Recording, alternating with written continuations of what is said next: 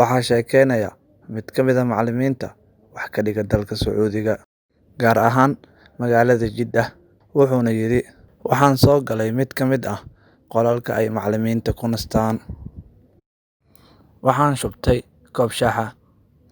Markiiba waxaa dhacay gambaleelkii, maadaama maamulaha iskuulku uu ahaa mid aad u kulul, waana mid jecel in macallimiintu ay si degdeg u soo aadaan xiisadahooda markii uu dhaco gambaleelka. Shaahuna wuxuu ahaa mid aad u kulul. Waxaan arkay mid ka mid ah shaqaalaha nadaafadda oo u dhashay dalka Filibiin. Waan u dhoola caddeeyay, waanan siiyey koobkii shaaha ahaa. Maalinkii labaad waxaa ii imaaday shaqaalihii Filibiinyaanka ahaa, wuxuuna ii sheegay inuu la yaaban yahay in mid ka mid ah macallimiinta uu u dhoola caddeeyo, iska badaa inuu koob shaah siiye. Waxaan qaadan waayay hadalka shaqaalahan hoose ee Filibiinyaanka ah. Waxaan kari waayay inaan si degdeg ah jawaab ugu celiyo. Waxaan doortay inaan ku karaameeyo maadaama aan nahay dad Muslimiin ah. Taasna waa dhaqankeena.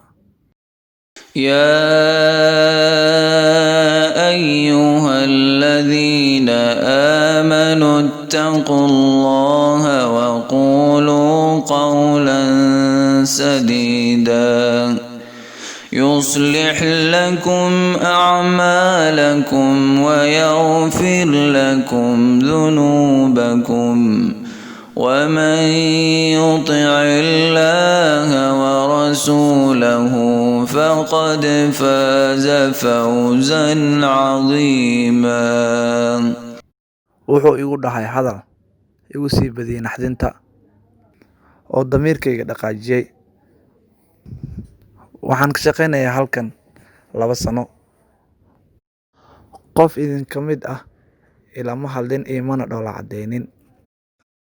Wuxuu iga sii yaabiyey markuu ii sheegay inuu haysto shahaado master ah oo ku saabsan culumta.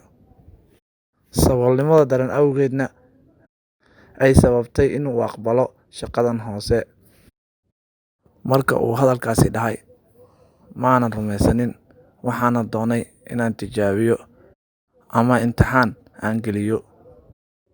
Waxaan ugu wacay gurigeyga. Waxaa guriga joogtay gabadh aan dhalay oo markaas ahayd fasalka 11aad ama galaaska form 1-ka. Waxay weydiisay su'aal ku saabsan culumta. Wuxuu ugu jawaabay si dhaqsiye ah oo aan neefsi ku jirin. Markaas ayaan xaqiiqsaday in hadalkiisu uu ahaa mid run ah. Laga bilaabo maalinta, saaxiibkan Filibiinyaanka ah waxa uu isoo booqan jiray isbuuc walba maalinta Jimcaha ah. Booqasho walba waxaan uga sheekay jiray diinta Islaamka. Waxaan ula dhaqmi jiray si wanaagsan oo ixtiraam iyo daacadi ay ku jirto. 2 bil kadib waxa uu qaatay diinta Islaamka.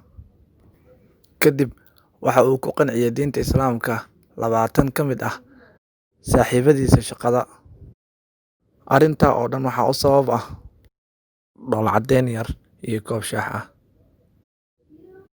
Run ayaa sheegtay rasuulka Allow markii aad dhahday, ha yareysanina wanaag yar oo aad u fashaan walaalka. Haba noqotee inaad weji furan kula kulantaan. ومن أحسن قولا ممن دعا إلى الله وعمل صالحا وقال إنني من المسلمين. ولا تستوي الحسنة ولا السيئة ادفع بالتي هي أحسن فإذا الذي بينك وبينه عداوة كأنه ولي حميم. وما يلقاها إلا الذين صبروا وما يلقاها إلا ذو حظ عظيم.